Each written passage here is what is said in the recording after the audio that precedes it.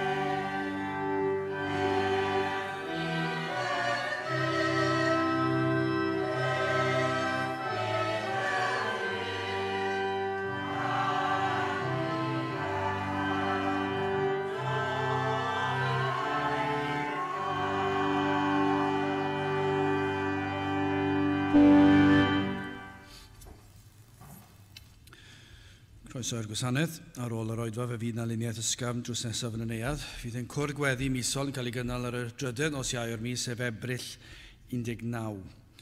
Fydd yn hoedfa nesaf pnawn Sul ym hanner awr wedi 3. Nawr wrth i ni gymryd y casgliad, gyn ni gael ni tra'r ein heistedd emyn rhif 363. 363.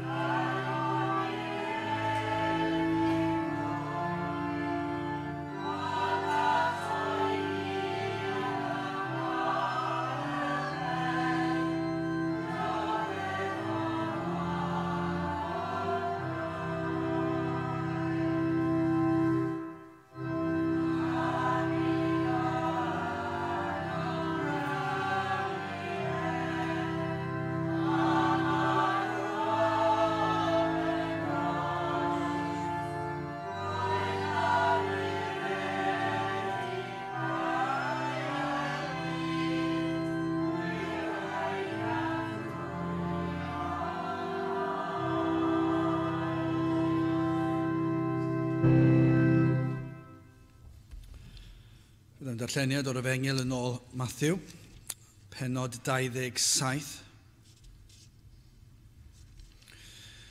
Matthew, pennod 27 ac yn dechrau yn adnod 39.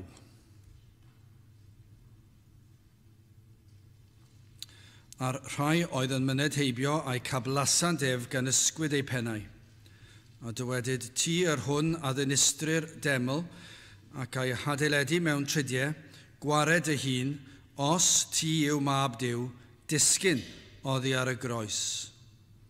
Ar un modd yr archoffeiriaid hefyd gan watwar, gyda'r ysgrifenyddion a'r heniriaid a ddywedasant, efe a waredodd eraill, ei hunan nis gall efe ei waredu.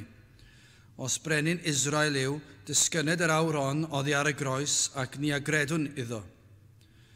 Ymddiriadodd yn yw, gwareded efe ef yr awr hon, os efe a'i mynd ef, canis efe a ddywedodd mab Duw y dwyf. Ar un peth hefyd a edliwiodd y lladron iddo, yr rhai a groeshoeliasid gydag ef, ac o'r 6 awr y byd tywyllwch ar yr holl y ddeiar hyd y 9 awr, ac ynghylch y 9 awr y llefodd yr Iesu a llef uchel gan ddywedyd Eli, Eli lama sabachthani, hynny yw, fy niw, paham ymgydewaist. A rhai o'r sawl oedd yn sefyll yno pan glywsant a ddywedasant y mae hwn yn galw am Elias, ac yn y fan un ohonynt a redodd ac y gymyrth ysbwng ac a'i llanwodd o finigr, ac a'i rhoddodd ar gorsen ac a'i diododd ef. A lleill a ddywedasant, paid, edrychwn a ddaw Elias yw waredu ef. Bydde bendit Duw ar ei air sanctaidd ef. Gydewch ni nawr droi at ein harglwydd mewn gweddi. Ni yn diolch i ti unwaith eto o Dduw am fraint yma sydd gennym i ddod ger dy fron, i ddod unwaith eto i alw ar dy enw ac yn dod yn hyderus trwy heiddiannau dy fab yr arglwydd Iesu Grist. I ni yn diolch i ti o Dduw am yr Efengyl sanctaidd. I ni yn diolch bod modd, bod na obeth yn y byd tywyll yma. O Dduw, i ni yn diolch i ti am y diwrnod hwnnw y des ti ac agor llygaid ein henaid mwyn i ni cael gweld ein hangen.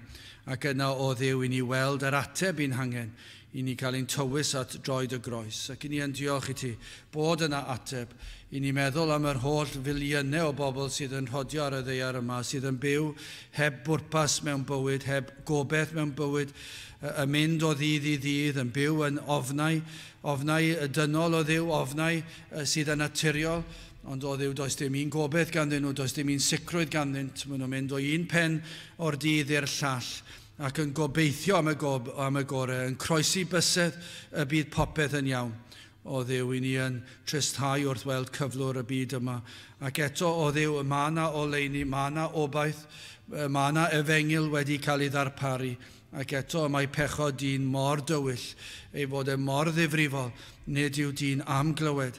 Ac felly o Dduw, i ni'n edrych ar ein cyflwr ni, edrych ar ein gwlad ni, edrych ar ein byd ni, ac yn gweddio byd ysbryd ar waith unwaith eto, yn agor llygaid pobl, mwyn iddynt cael gweld rhyfeddod yr Efengyl, yr hyn i ni wedi bod yn ei gofio yn ystod y dyddiau diwetha, yn cofio am farwolaeth Iesu Grist ar y groes, yn cofio am y ffordd yr wyt ti wedi ddarparu ers cyn llunio'r byd, i ti ddarparu ffordd o iachawdwriaeth. Ac felly o Dduw i ni yn gweddio y bydde di ar waith yma yn ein plith ni, y bydde di yn ein cynhesu ni, o Dduw, y bydde di yn ein dwy'n yn agosach at ti, pa byna gyflwr i ni ynddi, i ni yn gweddio y bydde di yn ein dwy'n yn nes ac yn nes at y man yr wyt ti am i ni fod.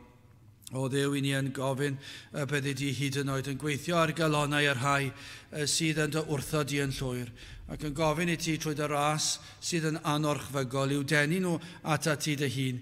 I ni'n tristau o Dduw wrth i ni weld cyflwr crefyddol y wlad, cyflwr ysbrydol y wlad hon, a'r modd y mae rhai yn chwarae gyda'r Efengyl ac yn ceisio denu pobl at rhyw fath o grefydd a rhyw fath o Efengyl trwy ddilliau dynol. Ond o Dduw, i ni yn gofyn am yr unig modd o ddenu enaid trwy nerth yr ysbryd glân, y bydde di trwy dy ras sydd yn gwbl anorchfygol yn ei denu nhw. Dyna yw yr unig modd o ddenu i ni yn ei dymuno ac yn gweddio y bydd yr ysbryd ar waith yn peri bod hyn yn digwydd heddi. y byddu di yn tywys y neidiau i cael clywed am ffordd iachawdwriaeth, ac yna o Dduw yn rhoi yr rhodd o ffydd iddynt i gredu ac i ymddiried. I ni'n gwybod fod y pethau hyn yn bosib, i ni wedi ddarllen ni wedi brofi fe, ond o Dduw i ni wedi brofi fe efallai ar lefel fach. I ni wedi gweld rhai yn dod o dywyllwch. I ni'n hunan wedi profi yr ymadawiad o'r byd ac o dywyllwch pechod at goleini'r Efengyl. Ond o Dduw, i ni yn gofyn am fwy, i ni yn gofyn i ni cael gweld mwy o dylawdi ar waith yn ein plith ni, a byddwn ni'n cael gweld gwirthiau o'n blaenau ni. Felly o Dduw, caniata pethau hyn mawl a clodith enw di. Ni'n gofyn am dy ddiogelwch arnom hefyd, i ni'n ymwybodol o ymosodiadau'r un drwg, ac yn gofyn i ti i'w gadw i ffwrdd, na fydd yn gallu rhwystro mwyach. O Dduw, mae e wedi rhwystro digon yn ein cyfnod ni, yn ein hanes ni ar y ddaear yma, yn ein gwlad ni. Mae e wedi llwyddo denu'r niferoedd i ffwrdd o'th air di. Ond o Dduw, i ni'n gwybod yr wyt ti goruwch yr un drwg, yr wyt ti'n holl bwerus, ac yr wyt ti'n gallu gwneud unrhyw beth. Ac felly ni'n gofyn y byddu di yn dychwelyd i'n plith ac yn dywygio dy bobl, dywygio'r wlad hon unwaith eto. Felly o Dduw tyrd bendithio ni nawr, arwen ni yn ein haddoliad, i ni'n gofyn hyn oll trwy enw ac heiddiant ein harglwydd Iesu Grist. Amen.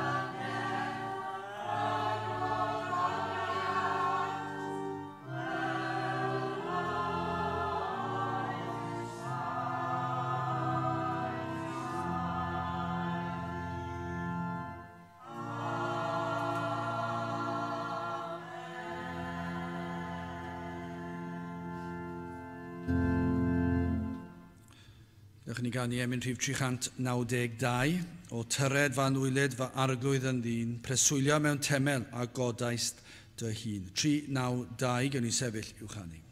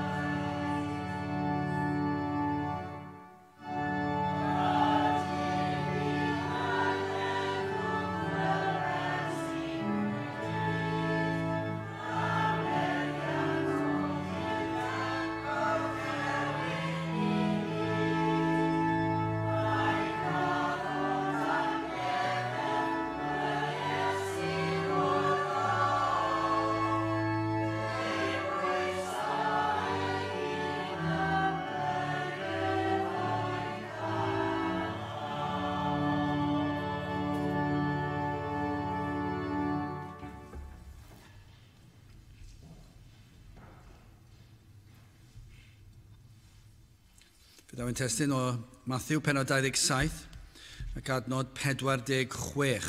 Matthew 27 ac adnod 46. Ac ynghylch y 9 awr y llefodd ar Iesu a llef uchel gan ddywedyd Eli, Eli lama sabachthani. Hynny yw, fy niw, paham ymgydewaist. Nawr mae gwrthodiad wastad yn anodd. Mi'n siŵr bod pob un ohono ni wedi profi gwrthodiad rhywbryd yn ystod ein bywydau ni. I cael ein gwrthod gan ryw rai. Ac mae e'n brifo bob tro. Efallai gellir dweud bod e'n brifo mwy nag unrhyw beth pan yn cael gwrthodiad gan rai. Pan ych chi'n gwybod bod pobl ddim yn eich hoffi chi. Pan ych chi'n gwybod dydyn nhw ddim yn mwynhau eich cwmni chi. Pan ych chi'n gwybod dydyn nhw ddim eisiau treulio amser gyda chi, mae e'n brifo. Yn yr ysgolion, ni'n delio â hyn yn ddyddiol, ac mae e'n gymaint o beth bellach, ac chi'n clywed yn pethau fel bwlian ac yn y blaen, ac mae e'n faes anodd, achos mae rhan o broses o tyfu fyny yn delio gyda cwrla, gyda ymhlith plant, ac yna mae e'n mynd dros y linell pan mae yna rai plant yn bwlian, ac yn bod yn gas yn reolaidd ac yn mynd yn fwy o anhawster, ac yr rhai sy'n dioddef, byddwn ni gyd yn gallu dweud, wel, fe brofon ni rhywbeth a ryw lefel o leia o hyn fel plant yn yr ysgol, ac yna wrth i chi fynd yn hun, mae'n gallu parhau ond diwe.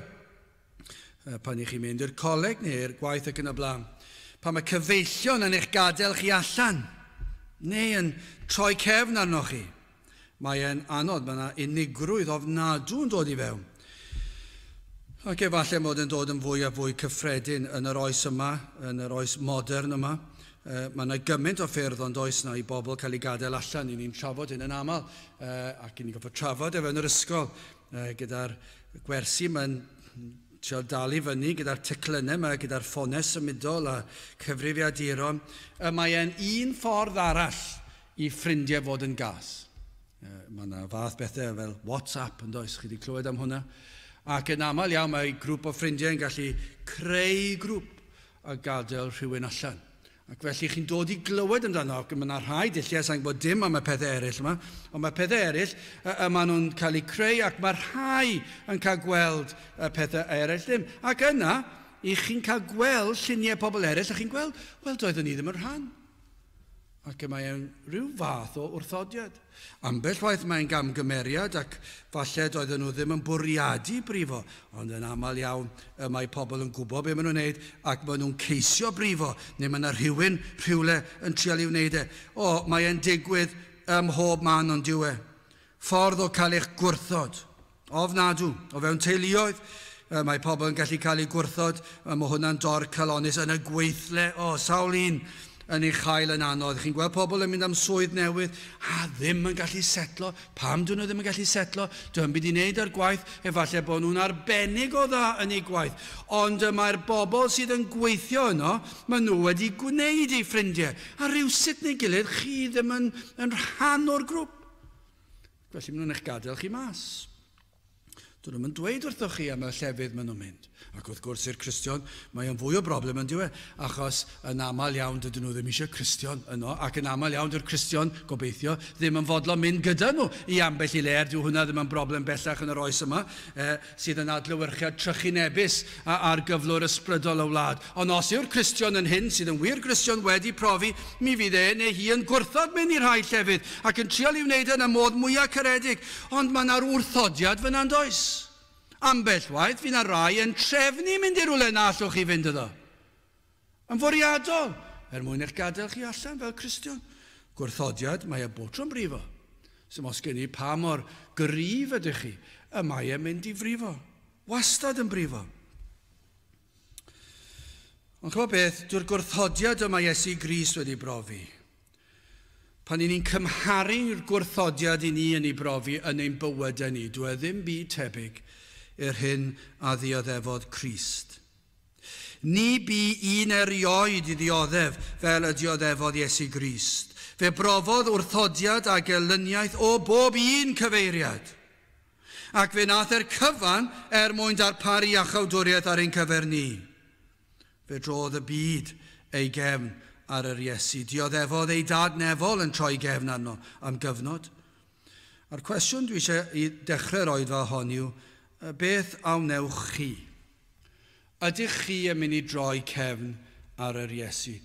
Ac mae'n debygol iawn ond yw bod hynny'n mynd i ddigwydd, bod yna ryw rai yma yn mynd i droi. Hyd yn oed cynulleidfa fach fel hon. Petai yn llawn o 600 o bobl, byddwch chi'n meddwl bod yr ystadegau'n profi byddai rhywun o'r 600. Ond dydyn ni ddim yn 600, nag un. I ni'n criw bach, ond chi'n gwybod beth sy'n drist ymhlith criw bach? Mae'n debygol iawn bod yna ryw rai fan hyn cyn bo hir, wel yn barod yn gwrthod, ond yn mynd i wneud e'n swyddogol. I ni wedi brofi fan do, i ni wedi gweld y llawer gormod, i ni wedi gweld pobl yn troi cefn ar yr Iesu. Wel, beth anewch chi? Beth ych chi'n mynd i wneud? Petawn ni'n cael gwybod ymhen 5 mlynedd lle fyddwn ni gyd, ymhen 10 mlynedd, os byw ac iach. Os na fydd yr arglwydd wedi dychwelyd cyn hynny. Os fyddwn ni ar y ddeiar hon, ble fyddwch chi? Be fydd cyflwr ysbrydol eich enaid chi? Wel, hoffwn i'n gyntaf edrych ar gwrthodiad y byd, ac yna'r tywyllwch fi oedd ar y ddeiar, ac yna gwrthodiad y tad. Wel, yn gyntaf, gwrthodiad y byd. O enedigedd yr Iesu, fe ddarllenwn ni am wrthodiad, ynddo? A gelyniaeth, dyna beth sydd wedi bod. Cafodd ei eni mewn amgylchiadau anodd, mewn ofnadw i ystyried y fath beth, i feddwl am yr holl broffwydolaethau fuodd, a'r holl rhagfynegu, a'r holl dweud ble, pryd, pam, sut, popeth, oedd yr manylion i gyd yno, ac yr oedd yr Iddewon yn aros am i'r Meseia ddod, mi fyddwch chi'n meddwl fydden nhw'n barod gyda man geni ar gyfer yr Iesu. Ond gafodd ei eni mewn amgylchiadau tlawd, doedd dim lle yn y llety, ymhlith yr anifeiliaid y ganwyd lle dylse fe fod wedi cael yr holl freintiau posib, ond nid oedd y byd am iddo ddod. Doedd y byd ddim eisiau'r Meseia yma. Roedd yr Iddewon eisiau Meseia arall. Doedden nhw ddim eisiau hwn. Oedd ei bobl ei hun yn aros am un gwbl wahanol. Nid oedd yn sicr yn ceisio hwn. Doedden nhw ddim eisiau un fel hwn.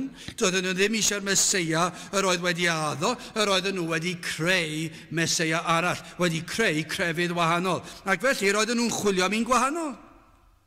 I'r Iesu gyflawni'r holl broffwydolaethau. I'r lythyren fe gyflawnodd hyn y dywedwyd amdano. Ond gwrthod a wnaeth y byd. Fe wrthododd cenedl gyfan Iesu Grist. Yr holl dystiolaeth. Mae'n anhygoel. Ewch chi fyny at Iddewon a gofynnwch iddyn nhw, a fydd y mwyafrif llethol tybiwn ni, dwi ddim yn gwybod achos dwi'n mynd i siarad â llawer, ond tybiwn ni, fydd y mwyafrif llethol o Iddewon yn dweud, ewch chi siarad gyda'r rabi neu'r athro, gofynnwch iddo fe, mwna ti hwnt i ni, ges i'r ateb na unwaith. Dwi ddim yn gwybod, sa'n gwybod dim am y proffwydolaethau. Ddim yn gwybod am y proffwydolaethau, darllenwch ar Hen Testament, ac mae'n amhosibl i'r Meseia fod yn unrhyw un arall ond Iesu Grist. Ac eto fe wrthodo nhw. Ni chredant yr hyn a ddywedwyd gan ei proffwydi ei hunan. Yr oedd ei proffwydi nhw ei hunan wedi proffwydo y bydd hwn yn dod, fe gyflawnodd e'r cyfan, ond achos bod e ddim yn ffitio. Ond nid yw'n canu cloch yn y capeli heddi, maen nhw'n pregethu o'r Beibl, o ryw fath, dim y Beibl iawn bellach, maen nhw wedi creu rhyw gyfieithiadau modern, sydd ddim yn unol ar gwreiddiol, a maen nhw wedi newid ambell i ddarn bach, dyn nhw ddim yn licio. Ac yna wrth pregethu, maen nhw'n newid yr hyn, galle ddim golygu, ni wedi clywed yn ddiweddar, galle ddim golygu bod na effer. Galle ddim golygu bod Duw yn flin. Ni wedi tyfu mas o hynny, ac felly beth sy'n cael ei ffregethu yn y capeli? Rhywbeth gwbl estron. Ac mae'n dweud, dyw Cristnogaeth ddim yn mynd i fod mor wahanol i'r byd. Sdim eisiau ymwahanu o'r byd. Mae rhaid i'r ffydd Efengelaidd gadw i fyny ar oes. Ac felly ni wedi newid e. Ond nid yw yr union yr un peth. Gwrthodiad o'r Iesu. A dyma beth oedd yr Iddewon yn ei wneud. Roedden nhw yn gwrthod y ffeithiau. Mae'r ffeithiau yno yn ddiamheuol. Mae Iesu Grist yw'r Meseia. Ond fe wrthodo nhw. Ond mwy na gwrthod, fe wnaethon nhw droi cefn arno. A chasau popeth amdano. ac troi i fod yn fwy. Roedden nhw'n barod yn elynion, ond i fod yn fwy o elynion. Nawr, allan am ei waed. Roedd ei eiriau, ei weithredoedd, ei athrawiaeth. Roedden nhw'n cysau'r cyfan. Ac felly, chwilio am bob cyfle i faglu'r Iesu. Darllenwch y Testament Newydd, a dyna beth dowch chi ar hyd i, yn chwilio am modd i'w faglu. Gosod bagle o'i flaenau. Ceisiant ei dwyllo i ddweud rhywbeth gellir ei gymdemnio amdano. Mae'n debyg iawn, dyna'r tacteg sy'n cael ei ddefnyddio heddi. Pob math o bobl heddi yn ceisio, enwedig ar y teledu, petai rhywun o'r teledu yn dod yma nawr ac yn gofyn gewn ni gyfweliad. Mae'n beth beryglus iawn i wneud, achos chi'n gwybod beth fydden nhw'n wneud? Mi fydden nhw'n gofyn cwestiwn i chi, a maen nhw'n meddwl yn ofalus. Ac yna chi'n dweud rhyw frawddeg, a falle bod y frawddeg yn hir, a dwi'n hanner y frawddeg. A fydd yn swndio fel bod chi wedi dweud rhywbeth erchill. Tynnu allan o gyd-destun. Dyna yw'r tacteg. Dyna beth maen nhw'n gwneud â phob un. Ond pan mae'n dod i'r Efengil, byddwch chi'n mentro dweud yn sicr. Mi fydd y math yna o agwedd, o ysbryd, eisiau chi ddweud rhywbeth a ddim i roed yn ei gyd-destun, ac i chi wedi dweud rhywbeth erchill mawr, a dyna'r oes sy'n ni'n byw yn ni. Ond dyna'r oes o 2000 o flynyddoedd yn ôl. Dyna'r oes yn yr Hen Testament. Yr un yw natur ddynol pechadurus. Chwilio am ffyrdd i'w ddal ac i'w faglu. Roedden nhw'n ei gysau, roedden nhw'n ei wrthod. Yn y dyddiau yn arwain at ei farwolaeth e. O, ni'n gweld sut y bu y dorf troi. Fe trodd y dorf o weiddi Hosanna o fewn oriau i weiddi am ei waed e. Adnod 23 o'r benod. A'r haglaw a ddywedodd, ond pa ddrwg a wnaeth e fe. A hwythau lefasant yn fwy gan ddywedyd croeshoeli'r ef. Roedden nhw yn ei addoli fe, wrth iddo fe ddod i mewn, ond o fewn ychydig bach roedden nhw am ei ladd e. Nid oedd wedi gwneud drwg erioed. Dim ond da a wnaeth. Mor ddifrifol y gwrthodiad yr oeddent yn barod i ryddhau Barabas. Mae'n anhygoel yn dweud. Bod tro ni'n darllen y geiriau, ni'n siŵr bod chi'n dweud yr un peth, mae'n fater o ryfeddod, ond eto gyd, mae'n brawf o dywyllwch enaid dyn. Achos pan chi'n darllen hwn, dwi ddim yn gwneud synwyr nag yw. Dwi ddim yn gwneud synwyr, ac eto gyd mae'n ysbrydol, achos mae'n profi difrifoldeb pechod. Adnod 16. Ac yna roedd ganddynt garcharor hynod. Gwrandewch ar yna. Garcharor hynod. A elwyd Barabas. Wedi iddynt gan hynny ymgasglu ynghyd, Peilat a ddywedodd wrthynt, pa un o fynwch i mi ei ollwng yn rhydd i chwi? Barabas a'r Iesu, yr hwnna elwyr Crist. Nawr, mae gyda chi ar yr un ochr Barabas, sydd yn droseddwr hynod erchill, ac yna mae gyda chi Iesu Grist oedd yn iachau pobl, a na fuodd erioed iddo bechu. Llawn cariad a thrigaredd. Dwi ddim yn gwneud synwyr. Pan yn ystyried yr hyn a wnaeth yr arweinyddion crefyddol, yr rhai y dylsent fod yn gwybod yn well, rhai yr oedd y bobl yn ei hydmygu, adnod 20, gwrandewch, dyma'r pobl crefyddol, dyma'r arweinyddion, dyma'r pregethwyr yr oes. Dyma'r pobl oedd yn gwisgo'n smart ac yn mynd o gwmpas y strydoedd a pawb yn edrych lan at nhw. Rhain oedd y pobl dda, pobl tu hwnt i'n cyrraedd ni, y cyffredin. Rhain oedd yr rhai oedd fod i nabod Duw. Gwrandewch ar hwn. Yr archoffeiriaid, a'r heneriaid a berswadiasant o bobl fel y gofynant Barabas ac y difethant yr Iesu. Roedden nhw eisiau lladd yr Iesu a gadael i ddyn mor erchill a Barabas i fynd yn rhydd. Ac wedi dewis Barabas i'w rhyddhau, yna, gwrandewch ar y geiriau erchill yma gan ddyn.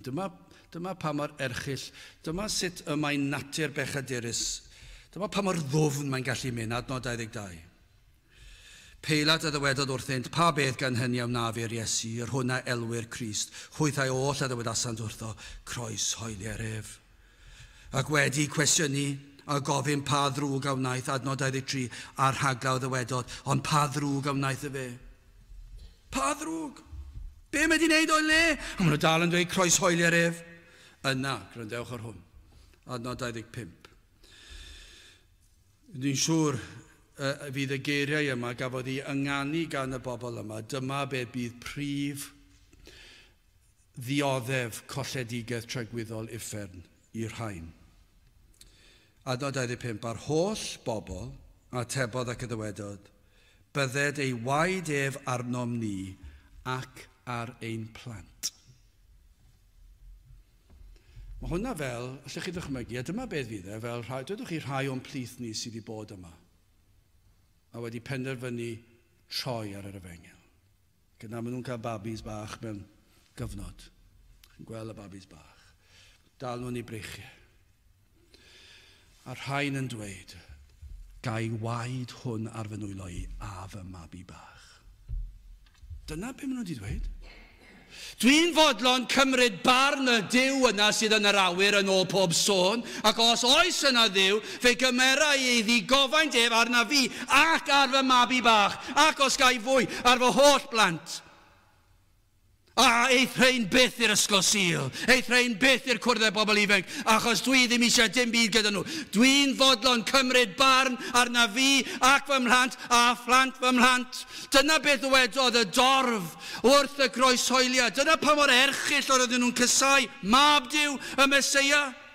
A dyna be mae cymdeithas yn ei ddweud heddi yn ei calonau, wrth ddweud, dwi ddim yn dod eto i wrando ar bregethu, dwi ddim eisiau'r efengil, dwi eisiau'r byd, dwi eisiau'r sŵn y cerddoriaeth mawr yn fy nglistia fi, dwi eisiau gweld y meddwi sy'n mynd o gwmpas ar y strydoedd, dwi eisiau gallu mynd o gwmpas a ddim bod yn ffyddlon i fy ngwraig neu fy ngŵr, dwi eisiau byw fel y mynna fi, os dwi eisiau bod yn ffyddlon fe fyddai, os nad ydw i, ond dwi ddim eisiau Duw i ddweud wrthai. A maen nhw'n dweud, ac fe fyddai'n fodlon cael barn y Duw yma arna fi a fy nheulu.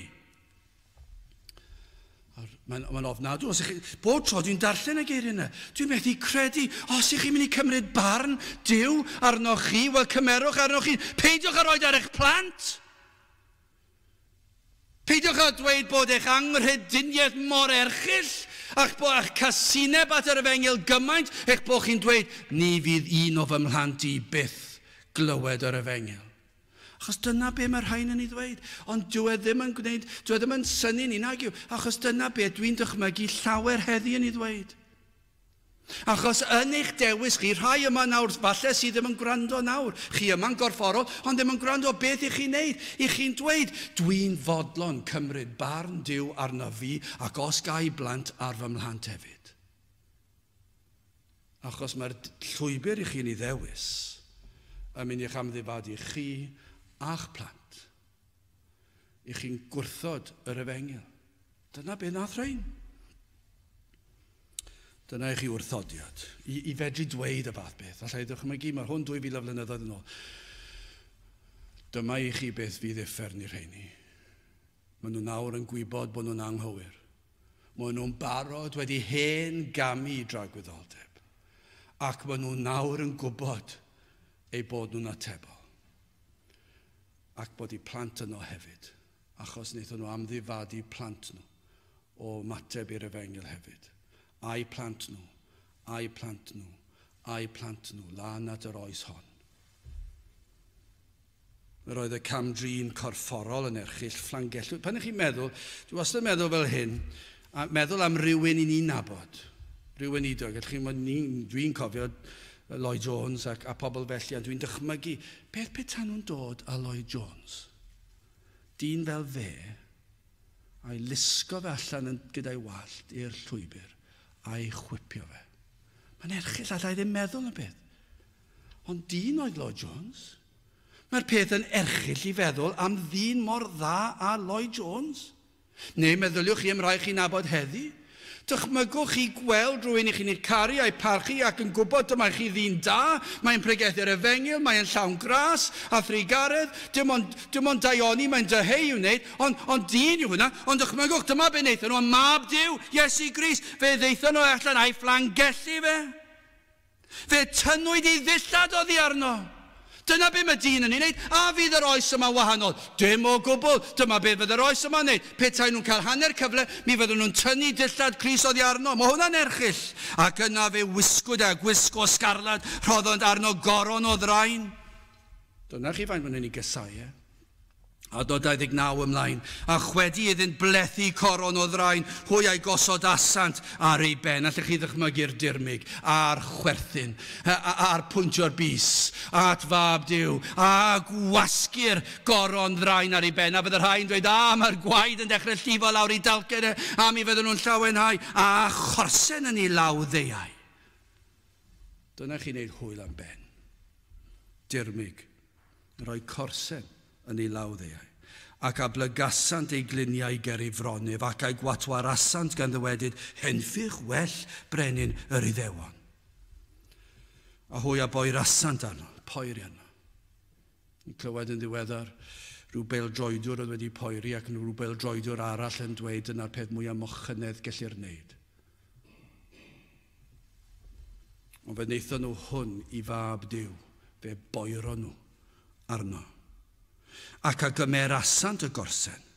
A be wnaethon nhw dy fe nawr allan? A'i daro, ac a'i trawsant ar ei ben. Tap, tap, tap. Dyna beth oedd yr hwyl. Beth mae'r cyfryngau nawr, mae enwch i unrhyw sianel dyledu, tybiwn ni dyna math o beth fydden nhw'n wneud. Cartoons, allech chi ddychmygu. Dwi ddim gwahanol heddi i beth oedd e bryd ni. Mae waith heddi. Dyma'r union ysbryd sy'n heddi. Adnod 31 ac wedi iddynt ei watwar, hwy a'i diosgasant efo'r fantell, ac a'i gwisgasant ei ddillad ei hun, ac a'i dygasant ef ymaith i'w groesoelio. Oedd hwnna i gyd cyn y croesoelio. A parhau a wnaeth y gwrthodiad, y gwawdio'r herio. Ond nid yna fydde'r rhai yn ei wneud, mwyafrif yn ei wneud heddi. Rhai yma hyd yn oed. I ni'n gallu dweud na gyda sicrwydd, achos dyna be ni wedi weld. Pobl yn ei wrthod, ac yn ei wawdio, ac wrth gwrthod ildio iddo, wrth gwrthod wrando ar ei air, yr ydych chi fel y dorf yn gweiddi croes hoeler ef. Mae rhain gallu bod yn ddigon cyffyrddus i ddod i'r oedfa ac yn meddwl, dim rai fi wrando, fedrai jyst mynd o yma, ac cyn bo hir fe gallu mynd i ffwr a fi neb callach. Ond chi'n gwybod beth yw hwnna, mewn geiriau eraill i chi'n ei ddweud yw croes hoeli'r ef. Dyna beth chi'n neud, chi'n just neud yn chydig bach yn fwy tawel. Mae'r rhai yn gweiddi fe mas. Ond mae yna eraill yn ei sibrwd yn ei gweithredoedd ef, croes hoeli'r ef. Pob tro yr ydych chi'n gadael yr oedfa heb ymholi ymhellach am faterion yr enaid. Nid dim ond anwybyddu chi'n neud, i chi yn ei wrthod, yn ei groeshoelio o'r newydd. Dyna beth chi'n neud. Mae bob tro, a dyna beth sy'n drist, ni'n gallu mynd o sil i sil, wythnos i wythnos, mis i mis, blwyddyn i blwyddyn, a rhai dal heb ymateb. A mae bob un sil i chi wedi gweiddi yn eich calon croes hoeli'r ef. Chos chi dal heb bwyso yno. So byddwn ni ymlaen yn ail tywyllwch ar y ddeiar adnod 45. Ac o'r 6 awr y byd tywyllwch ar yr holl ddeiar hyd y 9 awr. Dyna chi oleuni oedd adeg ei eni fe. Pan i chi'n cymharu adeg ei eni fe, tywynodd y ser, fe ddath yngylion. Ef yn wir oedd goleuni'r byd. Iesu Grist oedd yr un a ddaeth â gobaith i fyd llawn tywyllwch ac anobaith. Ac felly mae'r holl ddarlun am enedigedd Iesu yn un llawn oleuni, ond yw e? Ni'n gwely'r tywysog y byd hwn nawr yn teyrnasu. Dyna beth ni'n ei weld nawr. Yn gweithio ar eneidiau, yn caethiwo eneidiau. Ond Crist oedd yr un a ddaeth yn tywynu goleuni. Dim ond yn iawn ar achlysur mor erchyll ydych chi dweud, pan i chi'n meddwl am adeg i eni fe ac adeg i farw e. Pan i chi'n meddwl am yr holl amgylchiadau a difrifoldeb y sefyllfa fod mab Duw yn cael ei ladd. Dim ond tywyllwch gallai fe wedi bod. O'r oedd yn adeg erchyll. I fab Duw cael ei ladd. Bod yr achlysur yn peri'r fath ymateb a fyddai'n cael ei brofi am bellteroedd a thros cenhedloedd, milltiroedd. Gallwch ddychmygu effaith y fath dywyllwch ar y sawloedd yno. Allwch chi ddychmygu'r rhai oedd wedi rhwygo'r dillad oddi ar Grist. Yr rhai oedd wedi roed y corsen yn ei law ac yna'n nidaro fe ar ei ben ac yna'n gwasgu'r goron ddraen nawr. Yr rhai a hoeliwyd, yr hoelion i fewn. Y dorf a ddywedodd bod nhw'n fodlon iddyn nhw cael eu barnu a'u plant, ac yn aros i'r eiliad i'r Iesu farw, ac yn mwynhau pob eiliad, ac yn chwerthin, ac yn iwawdio. Dychmygwch beth oedd y fel pan nath y lle yn dywyll. Tra'r rhefygu, a'r codi dwrn, a'r gwawdio, na all neb ei helpu, pam na ddeud I lawr. Ti'n helpu bobl eraill, mae'n amlwg bod ti ddim, achos ti ddim yn gallu dod lawr.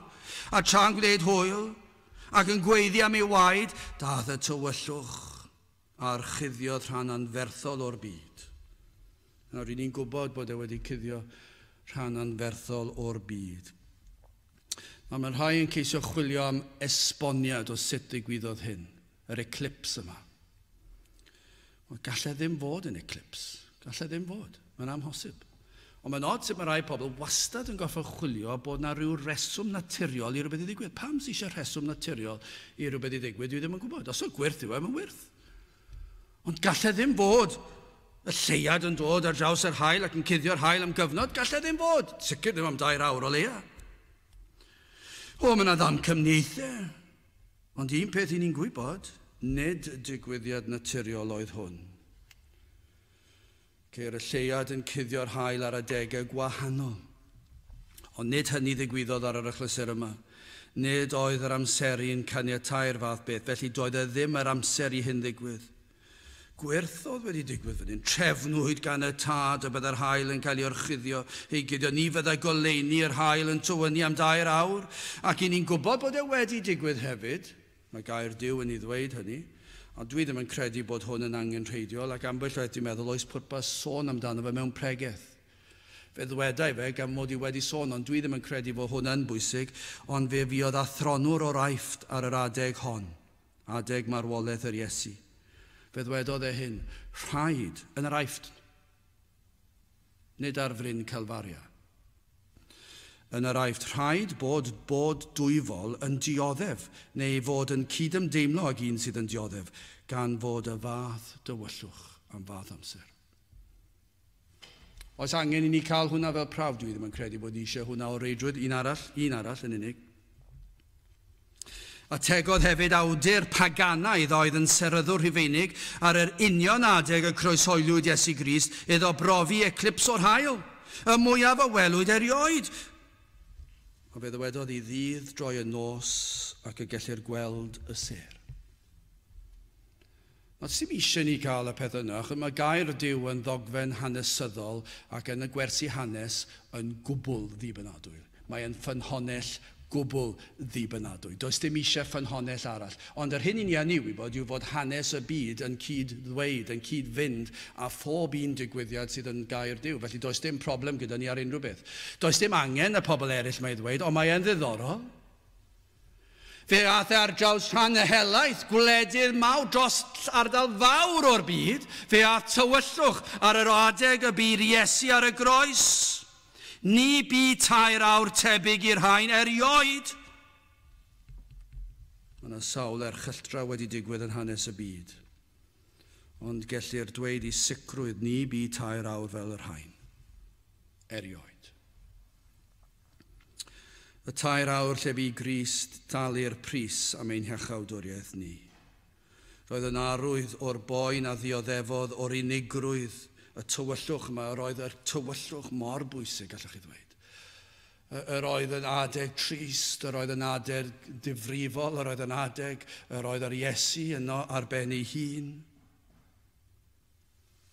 Mi fyddai pwerau tanllyd y fall yn meddwl, dyma gyfle I ni wneud yn waith. Mi fyddai Satan ei hun yn meddwl yn ei dwptra ei fod wedi llwyddo. O, mae'n dywyll, byddai'n dweud. Fedrai wneud mwy o fy ngwaith tywyll hefyd. Y mae mab Duw wedi ladd ar y groes. Mi fyddai'r pwerau tanllyd yma I gyd. Mi fyddai angylion drwg, esbrydio drwg. Mi fyddai'r gyd wrthi ac yn meddwl dyma I chi tywyllwch. A dyna I chi'r atgasedd oedd o gwmpas a'r pobl ddim yn gwybod beth sy'n mynd ymlaen fan hyn. A oedd y tywyllwch wedi peri fod rhain yn dod I gredu. Does dim arwydd o hynny'n agos. Nag yw hwnna'n dangos I chi hyd yn oed fwy o'i tywyllwch I hunan. Doedd y digwyddiad gwirthiol yma erioed wedi weld yn hanes y byd. ddim yn ddigon i'w hysgwyd nhw i gredu. Dyna prawf i chi, nad yw pethau yn hyd yn oed yn ysgwyd, nad yw marwolaeth, nad yw damweiniau, nad yw salwch. Dyw'r pethau yma yn ei hunan ddim yn mynd i ysgwyd enaid neb. Y mae pechod mor bwerus. Doedd dim hyd yn oed y tywyllwch yn ddigon i ddeffro nhw o'i trwmgwsg. Yng nghanol yr holl gasineb ar trais, fe brwydrodd Iesu Grist ar eu tylerau nhw yn y tywyllwch. Ac fe gurodd un drwg, fe nillodd frwydr. Yno ar y groes, fe nillodd frwydr, a yn ystod y 2 awr, fe fu'r Iesu yn dawel ar y groes. Ac yna pan ddioddefodd holl ddigofaint y tad. Y gosb am ein pechodau ni, dyn ni'n gallu deall hynny. Fe ddioddefodd yr unigrwydd, yr atgasedd, yr ymosodiad, yr un drwg y cyfan. Ac fe ath yn wirfoddol, oi wir fodd, i'n cynrychioli ni. Dyna beth nath Iesu Grist. Wel, yn olaf, roedd hwnna'n ddigon, ond yna'r gwrthodiad y tad. Adnod 46, ac ynghylch y 9 awr y llefodd yr Iesu a llef uchel. Gan ddywedyd, Eli, Eli, lama sabachthani. Hynny yw, fy niw, paham ymgadewaist. Nawr, felly'r edrych ar sawl rhan o'r adnod yma, ond dyna'r bwriad i edrych fy trosolwg o'r adnod, yn sicr nid gwrthodiad fel gwrthodiad y byd sydd yma. Mae'r byd wedi gwrthod yr Iesu. Fe ddioddefodd ymosodiad yr un drwg yn ystod yr oriau hynny. Fe ddioddefodd gymaint. Ond nawr y mae'r tad yn ei wrthod, a mae'r Iesu'n dangos fod y tad wedi wrthod. Fy niw, paham ymgadewais, ti di fy ngadael i, ti di fy ngwrth, ti di troi dy gefn arna i. Pam? Fy niw, pam ymgadewais? Ond nid gwrthodiad fel ein gwrthodiad ni sydd yma. Nid oedd dim rheswm negyddol am Iesu Grist y dylai'r tad droi gefn arno. Yr oedd wedi cyflawni'r ddedd yn lle i bobl. Mae Iesu Grist wedi gwneud popeth oedd y tad wedi gofyn ohono yn rhagwyddoldeb cyn llunio'r byd, cyn lledu'r nefoedd wen. Fe drefnwyd ffordd a chawdwriaeth. Fe drefnwyd y tad a'r mab a'r ysbryd glân. Fydde Iesu Grist yn dod. Ac felly, nath Iesu Grist popeth oedd fod i wneud, nath ddim byd o'i le. Doedd ddim wedi pechu mewn un dim. Doedd ddim wedi gwneud dim a oedd yn peri dylse'r tad i adael. Yr oedd Iesu Grist yn berffedd ac wedi bodloni'r gofynion. Darlun fan hyn, mae Hendrickson yn ceisio roed yn hermau dearol. Mae'n disgrifio plentyn bach efallai yn sâl iawn. Gorfod mynd i'r ysbyty. Ond mae'n goffo mynd i'r uned ddifrifol, gofal dwys. A dyw'r rhieni'r plentyn ddim yn cael mynd mewn i'r stafell. Mae nhw'n gorfo troi cefn wrth y drws a'i adael. Mae mor sâl, a mae angen iddo fe aros mewn fy narben ei hun. Ond nid yw'r rhieni yn caru'r plentyn dim llai. Mae'n dal i garu'r plentyn, ond fedra nhw ddim dod mewn gyda nhw. Rhaid i'r plentyn fod yn arben ei hun. A ddim dweud, dwi ddim yn dod yn agos i'r darlun fan hyn, ond mae'n helpu ni ddeall. A mae tro rhaid cael yr ymwahaniad. Ni all y tad fod gyda'r mab. Yr oedd e wedi drefnu, rhaid i ti ddioddef y cyfan, a rhaid i fi troi fy nghefn arna ti, rhaid i fi dywall fy nghosb arna ti, ac arna ti yn unig, ac i ti mynd i goffo dioddef holl uffen y dy blant, yr holl bobl sydd yn credu yn o ti, fe fydde di'n dioddef am i pechodau nhw gyd, a rhaid i ti mynd a ben di hun, ac felly mae'r tad yn goffo camu nôl a troi gefn.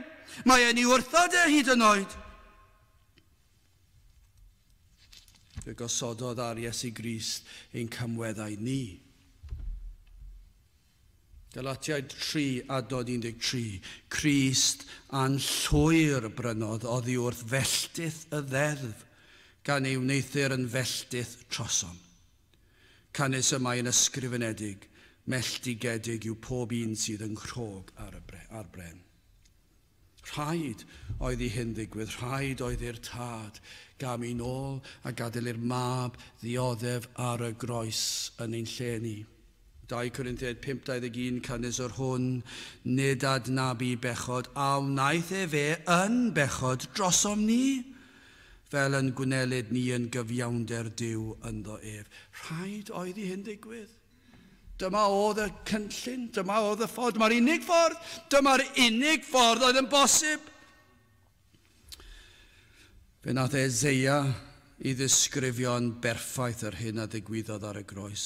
Sdim eisiau fi ddweud y benod gobeithio, penod 53 Eseia adnod 3, dirmygedig yw, a diystyraf o'r gwir, gŵr gofidus a chynefin a dolir, ac yr oedd y megis yn cuddio ein hwynebau oddi wrtho, dirmygedig oedd ac ni wnaethom gyfrif ohono.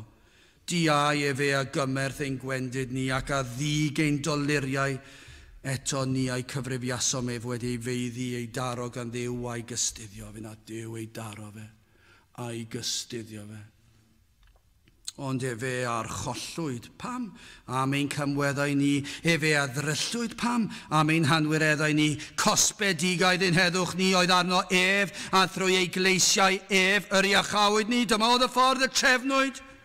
Na ni oll a grwydrasom fel defaid, troesom bawb i'w ffordd ei hun, a'r arglwydd a roddes arno ef, ein hanwired ni gyd, efe ar thrymwyd ac ag ystuddiwyd, ac nid agorau ei enau, ond nid yw'n anwyr, y mae yn ddogfen hanesyddol, ni agorodd ei enau.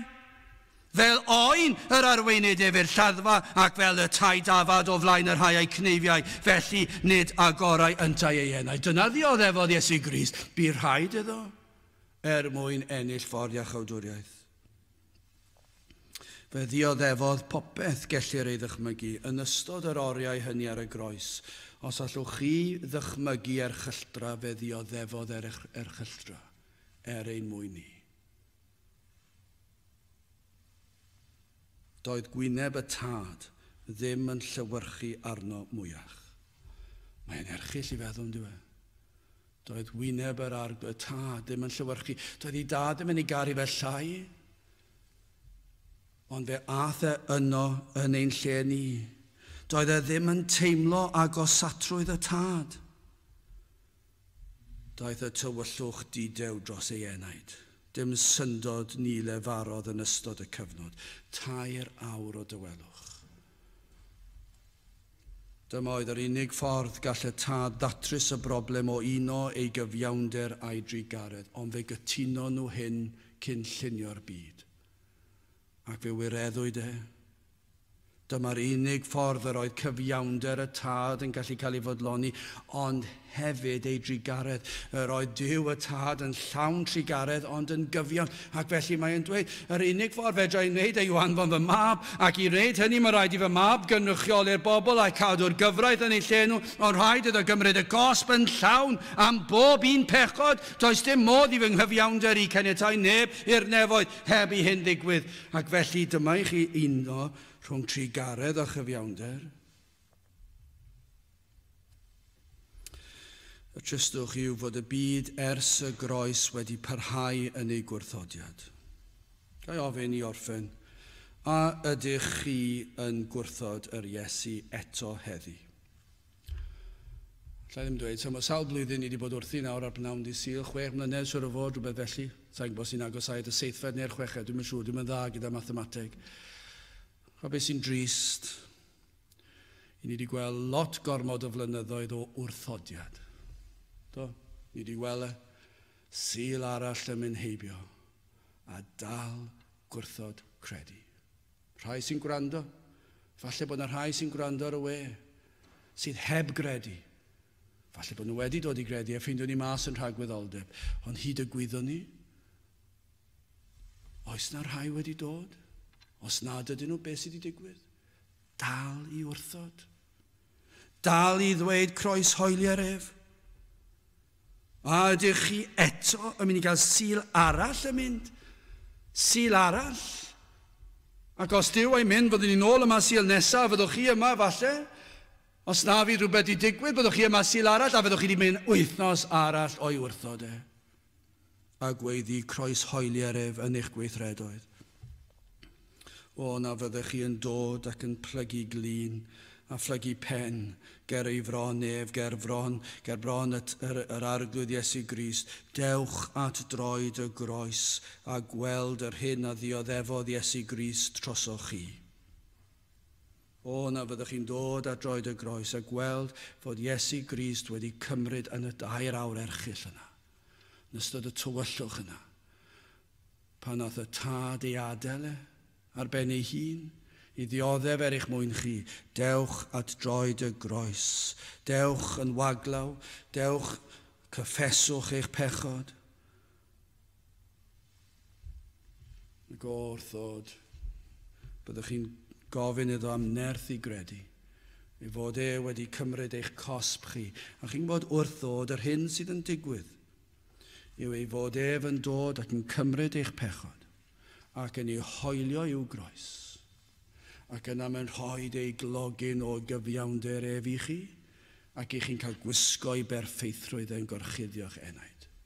Ac mae waed yn llifo ar y groes, a mae'n golchi'r pechod I ffwrdd, nes eich bod chi'n bwynach na'r eira. Dyna beth sy'n digwydd, dyna beth I dod yn Gristion, mewn geiriau eraill. Dyna yw'r efengil. Dyma oedd yr unig ffordd gellir fod wedi wneud e. Does dim un crefydd arall yn dod yn agos i'r beth. Does dim atebion I gael. Ond mae'r ateb yn hyn. Dyma'r ffordd o cael maddeiant. Heddwch a Duw. Heddwch cydwybod. Bywyd rhagwyd. Mae'r cyfan yn Iesu Grist. Oherwydd yr hyn a wnaeth ar y groes.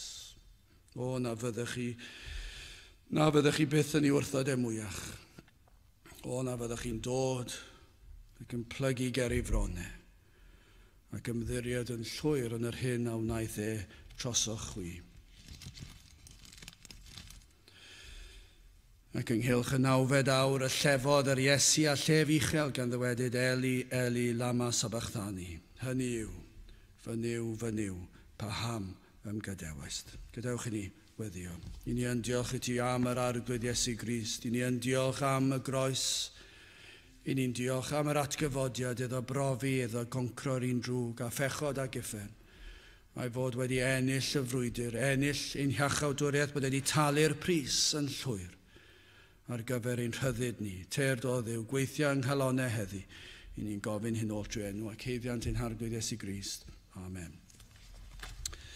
I orffen felly gadewch ni ganu'r emyn rhif 536. 536 Iesu cyfaill fenai di gad i'm ffoi I ddfynwes gref trafo'r tonau'n codi'n llu ar y storm yn rhwygo'r neb. 536 gen I sefyll uwchani.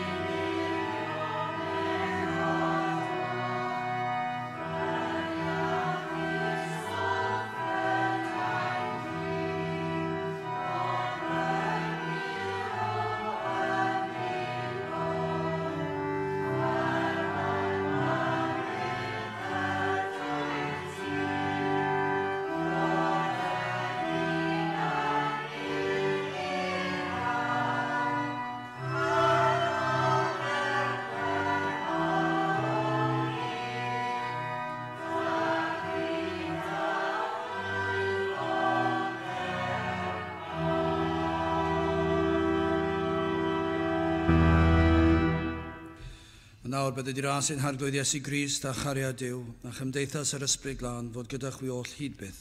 Amen.